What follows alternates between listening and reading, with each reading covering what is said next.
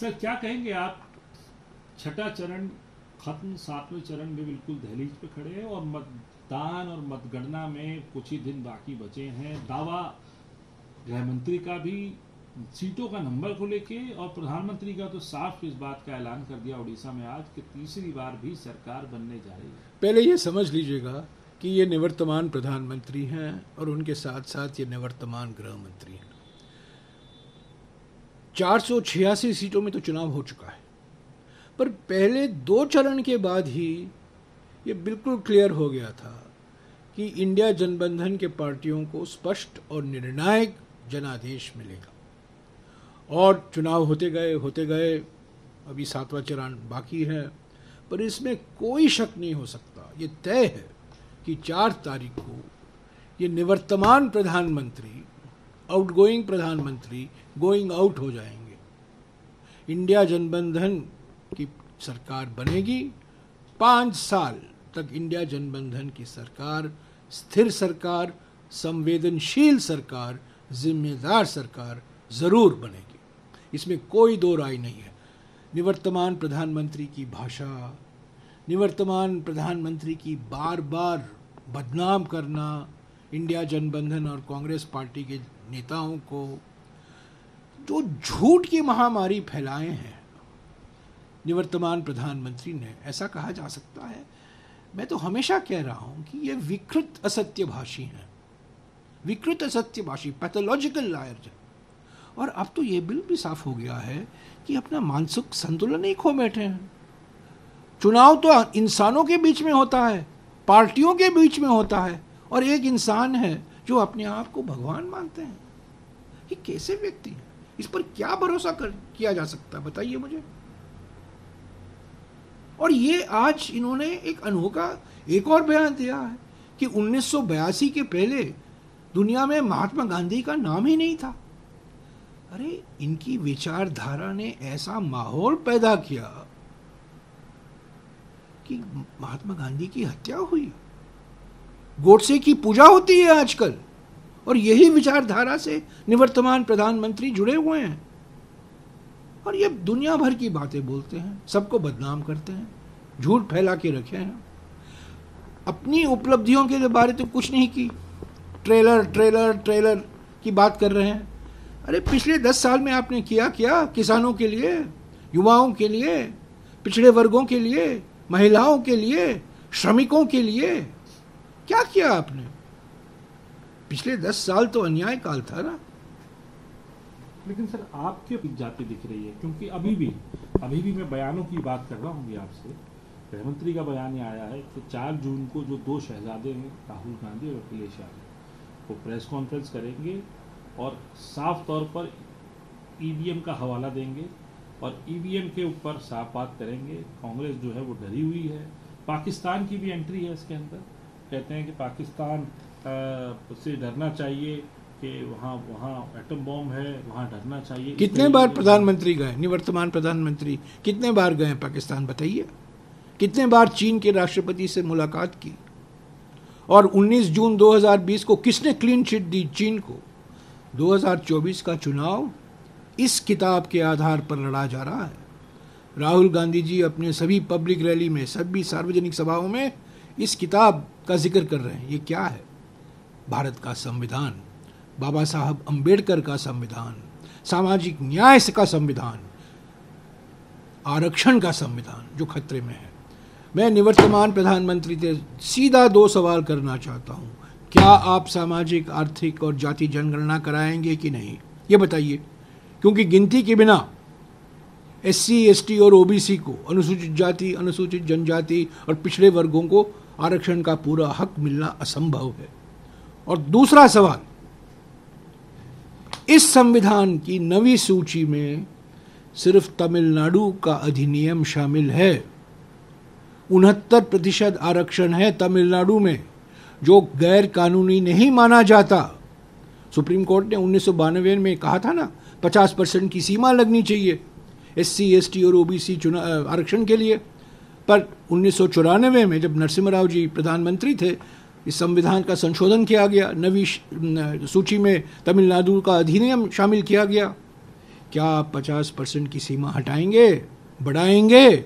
नवी सूची में सभी राज्यों का आरक्षण का अधिनियम लाओगे? उत्तर प्रदेश, बिहार, महाराष्ट्र, कर्नाटका, हरियाणा, पंजाब, उस पर तो बोलते नहीं है। पर खामखा बेमतलब की बातें बोलते हैं, झूठ फैला रहे हैं कि कांग्रेस पार्टी धर्म के आधार पर आरक्षण देगी। सामाजिक और आर्थिक पिछड़ापन ही आधार हो सकता है आरक्षण के लिए, ये हमारा संविधान कहता है।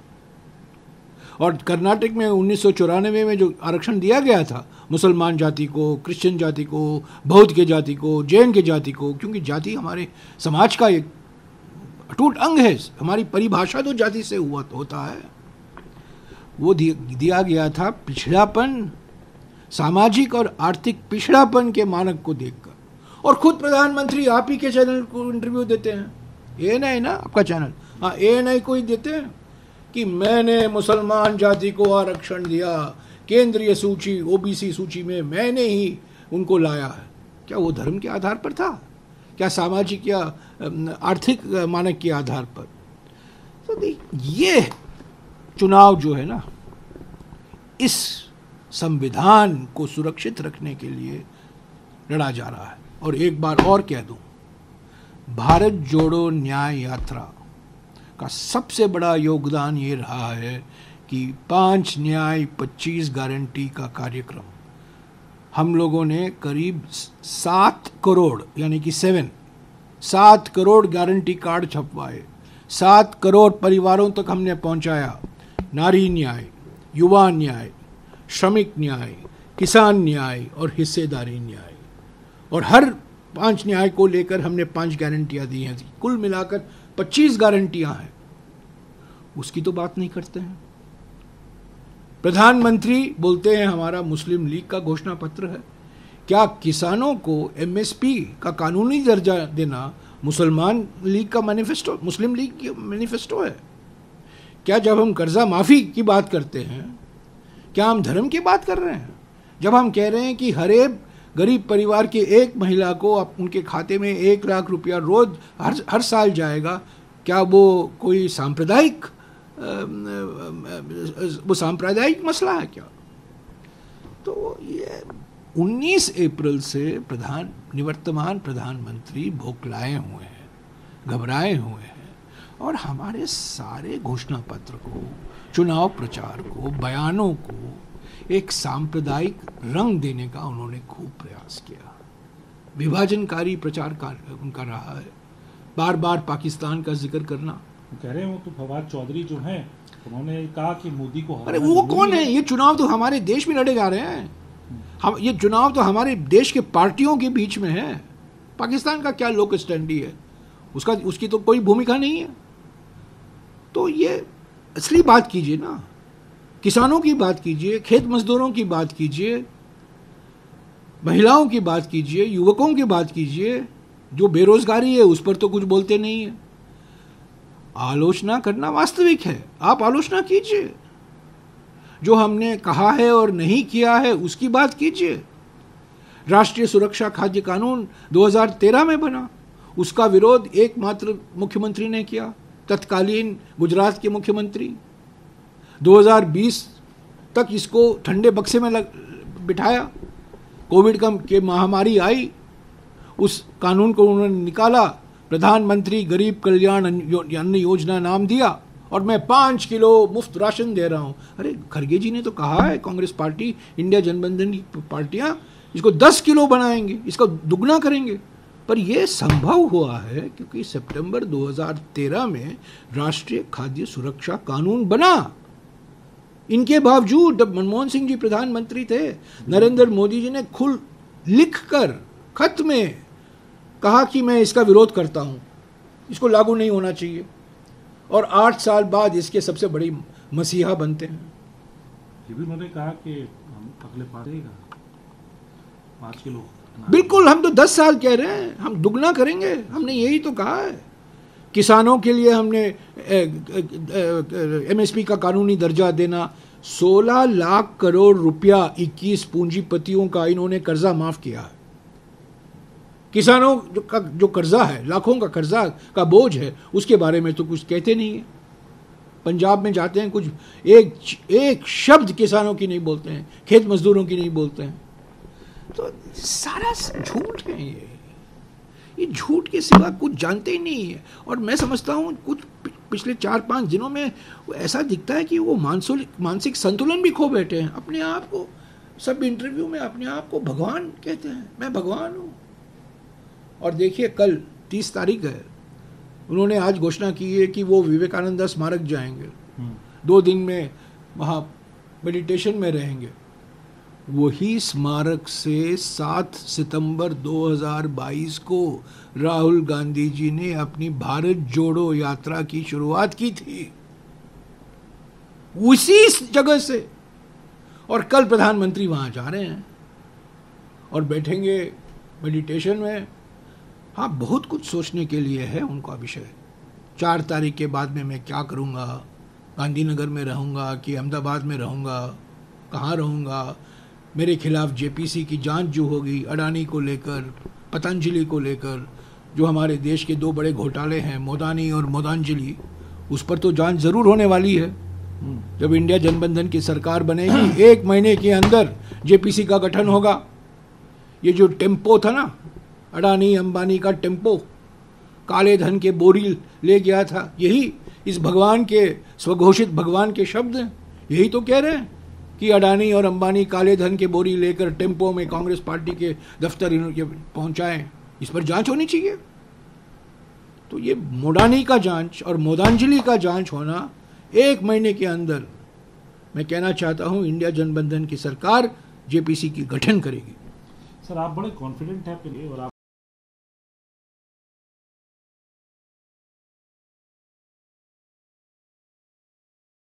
जनता के हाथ में एक हथियार है। ये असली लड़ाई जमीन पर कांग्रेस पार्टी और बीजेपी के बीच में नहीं है, ये जनता और बीजेपी के बीच में है। ये किसान बनाम नरेंद्र मोदी हैं, महिला, युवा, श्रमिक, पिछड़ा वर्ग बनाम नरेंद्र मोदी हैं। सब लोग तंग आ चुके हैं इस झूठजीवी निवर्तमान प्रधानमंत्री से। वही इसीलिए मुझे विश्वास होता है, क्योंकि मैंने देखा है चुपचाप तरीके से समाज के हर वर्ग अपनी नाराजगी जता रहा। शायद इसीलिए आप लोगों ने एक में बुला लिया है सब इंडिया। नहीं, वो 1 को होगा या 2 को होगा, मुझे पूरी जानकारी नहीं है, पर होगा। और आप देखेंगे चुनाव की घोषणा तो 4 तारीख को होगा औपचारिक तौर से। और कुछ ही घंटे के अंदर इंडिया जनबंधन के कौन होंगे प्रधानमंत्री, ये सवाल जो है आज कौन बनेगा प्रधानमंत्री का नहीं है। ये सवाल है किस गठबंधन को, जनबंधन या एनडीए, किसको जनादेश मिलेगा। पर ये सवाल ही नहीं है। एक्चुअली असली बात तो ये है कि 2 चरणों के बाद ही पता चल गया था कि दक्षिण भारत में बीजेपी साफ, उत्तर, पश्चिम और पूर्वी भारत में बीजेपी हाफ। तो सर, तभी से आप लोगों ने जो आप कह रहे हैं कि चंद ही घंटों में हो जाएगा, इसका मतलब कवायद शुरू हो चुकी थी। बिल्कुल, इसमें कोई संदेह नहीं, कवायद शुरू हो गई थी, कोई घबराहट की जरूरत नहीं है। निवर्तमान प्रधानमंत्री और निवर्तमान गृह मंत्री शेयर मार्केट को भड़का रहे हैं, इथल पुथल हो रही है शेयर मार्केट में, शेयर बाजार में। ये जानबूझकर किया जा रहा है ना। मैं कहना चाहता हूं कि इंडिया जनबंधन की सरकार बनेगी, ऐसी हम आर्थिक नीति अपनाएंगे जो जिम्मेदार है और संवेदनशील भी है। जीएसटी, नया जीएसटी लाएंगे, सरल बनाएंगे कर का जो वातावरण है, और जो ईडी, सीबीआई जैसी संस्थाएं व्यापारी उद्योगपतियों के खिलाफ उनका दुरुपयोग हो रहा है, उसको हम समाप्त करेंगे। और एक ऐसा वातावरण बनाएंगे जो टैक्स पेयर है, जो करदाता हैं, जो इनकम टैक्स भरते हैं, उनको कोई भय होने की ज़रूरत नहीं, कोई डराने के लिए हम नीति नहीं चलाएंगे। मनमोहन सिंह जी के सरकार के समय 10 साल में निजी निवेश जो था जीडीपी का 32% हुआ करता था। जो दशक नरेंद्र मोदी का दशक है उसमें वो 27% हुआ जीडीपी का। और एक वजह हमारी अर्थव्यवस्था जो बढ़ नहीं पाई है जिस मात्रा में बढ़ना चाहिए था, वो ये है कि निजी निवेश बढ़ नहीं पाया है। हमारी प्राथमिकता रहेगी निजी निवेश को प्रोत्साहन देना, आज क्या हो रहा है? निजी निवेश नहीं है। जो निवेश कर सकते हैं दुबई की नागरिकता ले रहे हैं, सिंगापुर की नागरिकता ले रहे हैं, लंदन की नागरिकता ले रहे हैं, दुनिया भर में रहना चाहते हैं, पर हमारे देश में रहना नहीं चाहते हैं क्योंकि ये डरे हुए हैं, ईडी से डरे हुए हैं, इनकम टैक्स से डरे हुए हैं, सीबीआई से डरे हुए हैं, निवर्तमान गृह मंत्री से डरे हुए हैं, निवर्तमान प्रधानमंत्री से डरे हुए हैं। सर लेकिन साफ तौर पे ये कहा कि ईडी, सीबीआई आईटी का गलत इस्तेमाल कर रहे हैं, तो गंदगी आप फेंकते हैं उनके ऊपर, उसका वो प्रमाण तो लाइए। 34 लाख करोड़ रुपए 10 साल में ईडी ने सीज करे थे यूपीए सरकार के वक्त, और मोदी सरकार के 10 साल में 2200 करोड़। अरे जिनके खिलाफ आपने सीबीआई चलाया, जिनके खिलाफ आपने ईडी चलाया, आज उनको क्लीन चिट दिया आपने। महाराष्ट्र के कितने लोग हैं? अजीत पवार, प्रफुल्ल पटेल, मैं नाम ले सकता हूँ, असम के मुख्यमंत्री। आप कहते थे 2014 में ये तो घूस के प्रतीक हैं, ये तो घोटाले के प्रतीक हैं। आज तो ये बिल्कुल वॉशिंग मशीन के अंदर चले गए। कमल ब्रांड वॉशिंग मशीन, मोदी ब्रांड वॉशिंग पाउडर मिल गया इनको, और इससे भी साफ हो गए, इससे भी सफ़ेद हो गए। और इलेक्ट्रल बॉन्ड को लेकर आप देखिए ना, सुप्रीम कोर्ट ने क्या कहा, ये गैर संवैधानिक है इलेक्ट्रल बॉन्ड। 8,200 करोड़ रुपया इन्होंने इकट्ठा किया, हफ्ता वसूली, चंदा दो धंधा लो। और इनकी एक ही नीति रही है, अन्नदाताओं का अपमान, चंदादाताओं का सम्मान। बस इसी के आधार पर उन्होंने शासन चलाया। ये एक बात मैं बता दूं, अंग्रेजों ने हमारे देश पर 200 साल तक के लिए हुकूमत की, और हुकूमत किस सिद्धांत पर की? बांटो और शासन करो, डिवाइड एंड रूल। पिछले 10 साल में निवर्तमान प्रधानमंत्री ने न केवल इसको अपनाया, पर इसको एक और स्तर पर ले गए। सिर्फ बांटो और शासन नहीं, पर झूठ बोलो और शासन करो। सभी लोगों को झूठ बोलते जाओ, और बोलते जाओ, बोलते जाओ, बोलते जाओ, और कुछ समय उम्मीद करो कि कुछ समय बाद लोग विश्वास करेंगे आपसे। पर वो समय बीत चुका है, लोग देख चुके हैं। लोग शासन चाहते हैं, सुशासन चाहते हैं, नाटकबाजी, ड्रामाबाजी नहीं चाहते हैं। लोग चाहते हैं हम भगवान की पूजा करें, पर इंसान को प्रधानमंत्री बनाएं। पर जो इंसान अपने आप को भगवान मानता है, मैं सब कुछ जानता हूं, सबसे मेरा रिश्ता है, सबसे मेरा नाता है, ये जिनके साथ वो बोल रहे हैं उन्हीं की भाषा वो बोलना चाहते हैं। अवसरवादी है ना सर। सारी चीज़ें सब परिवर्तन हो रहा है, किस किस राज्य में आप लोग बढ़त बना रहे हैं? राजस्थान, कर्नाटका, महाराष्ट्र, तेलंगाना, बिहार, यूपी। आप देखिएगा 2019 की तुलना में हमारा प्रदर्शन कैसा होगा। न केवल हमारा प्रदर्शन, बल्कि हमारे जो साथी दल हैं, समाजवादी यूपी में, आरजेडी बिहार में, एनसीपी शिवसेना महाराष्ट्र में, आप देखेंगे 2019 की तुलना में। देखिए 2019 में मिसाल के तौर से राजस्थान में हमें 0 सीट मिले। उसके ऊपर तो नहीं जा सकता, चुनाव आयोग कुछ भी करे, उसके ऊपर तो सीट नहीं मिल सकता बीजेपी को। तो राजस्थान, हरियाणा, मैं अभी पंजाब का 3 दिन का दौरा मैं अभी करके आया हूँ, वापस दिल्ली लौट आया हूँ। पंजाब में देखिए स्थिति, ज़मीनी स्थिति देखिए, लोग कांग्रेस की रैलियों में आ रहे हैं, कांग्रेस की बात कर रहे हैं, किसान संगठन कह रहे हैं सिर्फ कांग्रेस पार्टी हमें सुरक्षा दे सकता है। तो पश्चिम बंगाल में तो 3 पार्टियां लड़ रही हैं, तृणमूल कांग्रेस, वामपंथी और हमारा जो सीट बंधन है, वो सीट बंधन है, गठबंधन वो सीट बंधन है। पर असली जनबंधन तो वहाँ ममता बनर्जी ने साफ कह दिया है कि मैं इंडिया जनबंधन का एक हिस्सा हूँ। पर एक को तो नहीं, वो हमने सीट बंधन नहीं हो पाया उनके साथ, पर जनबंधन तो है। 4 बैठकों में उन्होंने भाग लिया, इंडिया जनबंधन में है। उन्होंने कभी इंडिया जनबंधन की आलोचना नहीं की। कुछ व्यक्तिगत मामले हैं ज़मीनी स्तर पर, तू मैं हो गई है, पर ये विधानसभा के चुनाव नहीं है, ये इंडिया जनबंधन लोकसभा चुनाव के लिए है।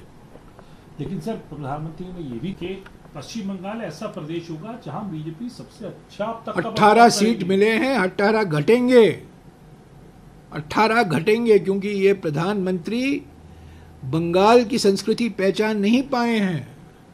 बंगाल में वो बंगाल का चुनाव प्रचार यूपी और बिहार के चुनाव प्रचार क्या माफिक नहीं हो सकता? बंगाल में अलग मुद्दे हैं। बंगाल की वास्तविकता ये पहचान नहीं पाए। विधानसभा में उनका क्या हाल हुआ? वो दावा करते थे कि हमारी सरकार बनेगी, 200 पार करेंगे विधानसभा के चुनाव में। आप देखिए ना, ममता बनर्जी को कितना मिला? 220 सीटें मिली। उनको भी 3 से 80 पहुंचे सर वो। नहीं, पश्चिम बंगाल में बिल्कुल सवाल ही नहीं उठता। 18 को वो पार नहीं कर पाएंगे। और यहाँ उड़ीसा में कह रहे हैं बीजू जनता में पूरा हो गया, लिख दिया है, देश ने कह दिया है। बीजेपी हमेशा कहती बहुत, कई दावे करती हैं, हाइप होता है बहुत, एक माहौल बनाने की कोशिश करते हैं। जब टायर पंक्चर हो जाता है तो चुप बैठ जाते हैं। क्यों टायर पंक्चर हुआ पता नहीं चलता। हर एक चुनाव में कहता हम ये हो रहा है। गुजरात में भी उन्होंने कहा था 150 पार, 150 पार, 150 पार, 100 के नीचे हुआ है उनका। आपको याद है 2017 में क्या हुआ? तो ये एक अपने आप को बड़े दिखाने के लिए, हाइप कराने के लिए, माहौल बनाने के लिए कुछ भी बोल लेते हैं। और मीडिया भी है, मीडिया उसको एम्पलीफाई कर देती है। आपने देखा है 50 इंटरव्यू प्रधानमंत्री ने दिया है अलग अलग पत्रकारों को, 50 से भी ऊपर। हाँ, अरे 71 इंटरव्यू दिए हैं। 71 इंटरव्यू दिए उन्होंने। इसको इंटरव्यू कहना, इंटरव्यू का शब्द ही नहीं है। ये तो बिल्कुल सवाल वही करते हैं, जवाब वही देते हैं, कैमरा वही, फोटो वही लेते हैं, और कोई सवाल ही नहीं पूछता। जैसे आप मुझे सवाल पूछ रहे हो, मुझे कुछ पता नहीं है कि क्या सवाल आप पूछने वाले हो, और जो मेरा जवाब है मैं उसको आपसे नहीं कह रहा हूं मुझे दिखाओ पहले। पर यही तो है ना, ये सब प्री स्क्रिप्टेड है, सब लिखा हुआ है। सर आप बड़े इसमें कि ये भी लोग भी ये जानना चाह रहे हैं, जब आप कह रहे हो चंद घंटों में ही वो फैसला हो जाएगा कि प्रधानमंत्री, अगर इंडिया गठबंधन आपकी सरकार बन रही है तो यूँ फैसला चंद घंटों में हो जाएगा, तो क्या कुछ बढ़ा ली गई है राजनीति? कोई नाम आ चुका है? चंद घंटों में राजनीतिक फैसला इतना बड़ा प्रधानमंत्री? सब लोग जानते हैं, जिनको जानना चाहिए वो जानते हैं। किस आधार पर वो व्यक्ति चुने जाएंगे वो भी जानते हैं। जनबंधन में एक मुख्य पार्टी होता है, यूपीए में मुख्य पार्टी को, प्रमुख पार्टी कौन था? 13 मई को नतीजे निकले 2004 में। 16 तारीख तक प्रधानमंत्री का नाम घोषित किया गया 3 दिन के अंदर। इस बार 3 दिन भी नहीं लगेंगे, यकीन मानिए। सर आखिरी, और हालांकि आप उसके बारे में ट्वीट कर चुके हैं, जिसको लेके एक बड़ा मुद्दा आज भाजपा ने भी बनाया, प्रेस कॉन्फ्रेंस तक करी, और राहुल गांधी से लेके कांग्रेस अध्यक्ष खड़गे जी से भी इस बात की सफाई मांगी कि चुप क्यों है मणिशंकर अय्यर के बयान पर। अरे मणिशंकर अय्यर हैं कौन? ना कोई पदाधिकारी हैं, पूर्व सांसद हैं, पूर्व मंत्री हैं। जो कुछ बोलते हैं वो बोलते रहते हैं, अपनी व्यक्तिगत तौर से बोलते रहते हैं। हमने उनका उससे हमने कुछ लेना देना नहीं है। और मीडिया उसको चलाती रहती है, बीजेपी के जो ट्रोल आर्मी है, सोशल मीडिया है, चलाती रहती है। यार मुझे कुछ लेना देना नहीं है मणिशंकर अय्यर क्या बोलते हैं। एक ज़माने में मंत्री हुआ करते थे, सांसद हुआ करते थे, आज उनका कांग्रेस पार्टी से कुछ लेना देना ही नहीं है। कांग्रेस पार्टी में है पर ना एमपी हैं, पूर्व सांसद हैं। पूर्व सांसद सुब्रमण्यम स्वामी क्या कहते हैं बताइए ना, मीडिया क्यों नहीं पूछती है? सुब्रमण्यम स्वामी बीजेपी के सांसद रह चुके हैं, आरएसएस के वो सदस्य रह चुके हैं, आज भी हैं, और रोज सुब्रमण्यम स्वामी क्या ट्वीट करते रहते हैं प्रधानमंत्री के, निवर्तमान प्रधानमंत्री के बारे में। उनके बारे में क्यों नहीं पूछते आप? शुक्रिया सर। शुक्रिया।